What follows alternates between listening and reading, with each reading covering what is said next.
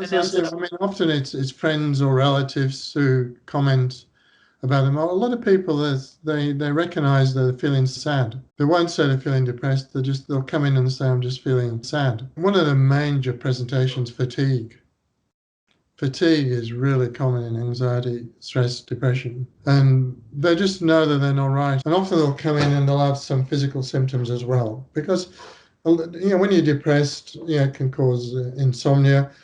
You can sleep too much, you can sleep too little, you can be constipated, it can impact you in so many different ways. When you're stressed, depressed, you tend to get more illness, you tend to get more viral infections. So they often recognize that something isn't right about them.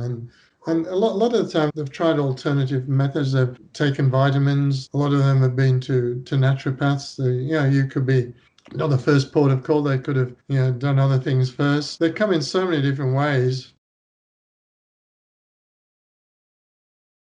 If you think to times when you've been stressed, do you recognize when you're stressed? Your friends tell you, have you realized you're irritable, that you're not the bubbly person that you used to be? And friends will say, are you all right? And then it's sort of, well, no, I'm not all right. And then most people would realize it's becoming more high profile now. People talk about depression so much more. We all have days where you feel down.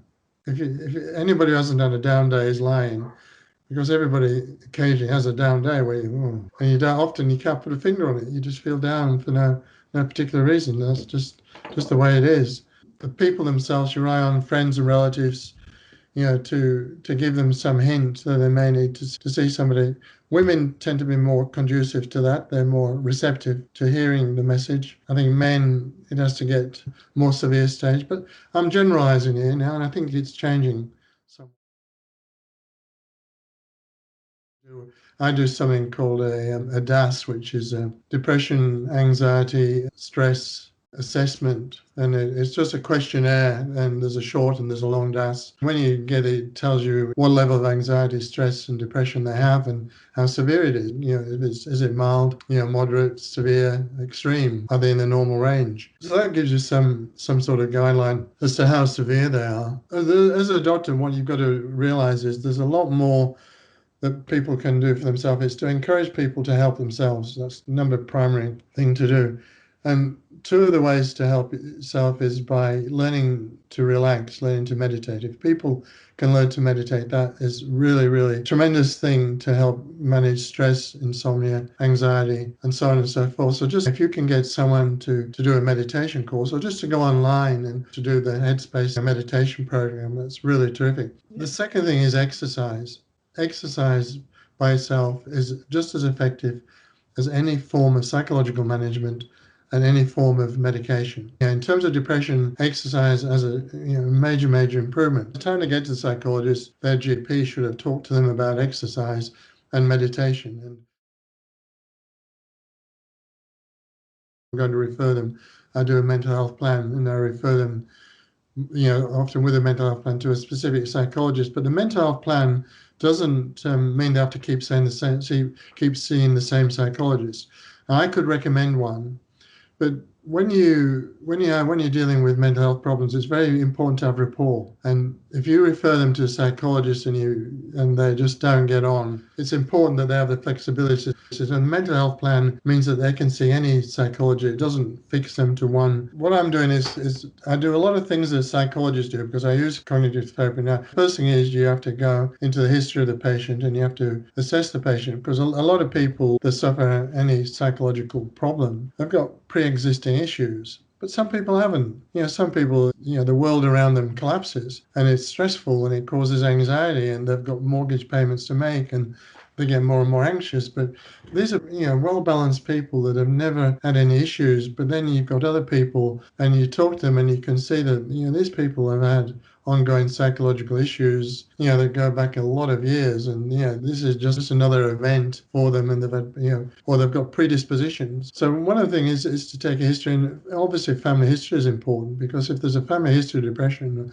anxiety, it's quite likely that, through parenting and the environment they had, they could have what we call a lot of baggage, and they could have issues in terms of faulty thinking. When we talk about cognitive behavioral therapy, we talk about faulty thinking styles, black and white thinking, catastrophic thinking, people who always, don't see all the positives in their life, they only see negatives. The ones who are always blaming themselves or they're blaming other people. And so there's a whole list of different faulty thinking styles that people can come up with, mind reading, when they, he doesn't like me. Well, how do you know he doesn't like me? Well, I can just tell, it's, so all that comes into the equation, whether have they got pre-existing issues.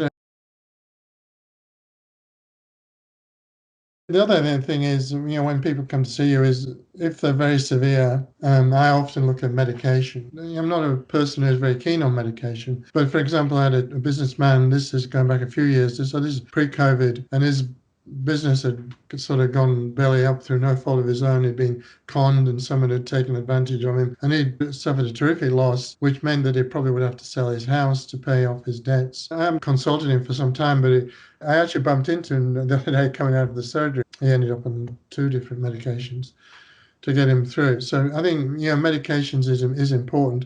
And short term, sometimes from insomnia, anxiety, you may prescribe something like a Valium, something that's anxiolytic. So this is something that the doctors would do. And often the psychologist may refer people back and suggest that. So if you send someone to a psychologist and they think that they really need to have some help, they would refer them back to you to prescribe some medication. I mean, any antidepressant takes about 10 days to work.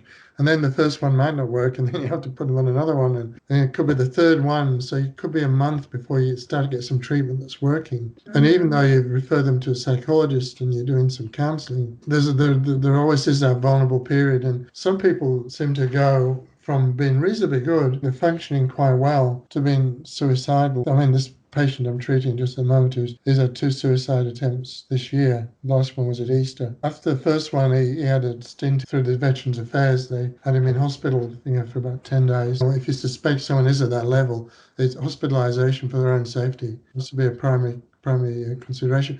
The trouble is, a lot of the time, these people don't have insurance, and the public system isn't that easy to get in. I mean, you can refer them to the outpatients and for assessment, and they may keep them there for a day or 2, but usually they rebound very quickly. If they've got private insurance, then they're more likely to be there for a week or 2 weeks in a private institute, and then that means that they're placed on medication, it's working, they see that they're improving, they've had the initial counselling, they've had fairly active psychological management.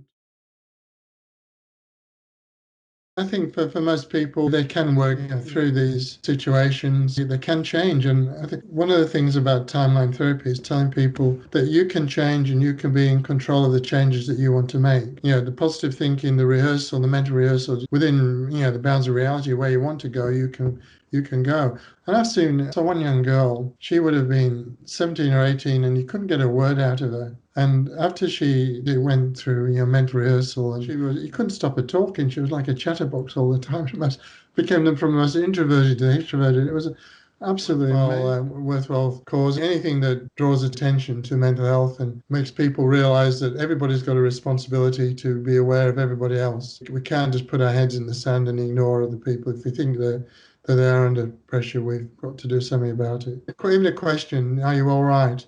Are you okay? Is there anything I can do? What it takes, and if you put it in a question format, it's not threatening. If you go to them and say, I think you're depressed, well, that doesn't go down well. Can I help you? Is there anything I can do? You don't seem your normal self, and I'm all right. And you just, in a very roundabout way, you just approach it.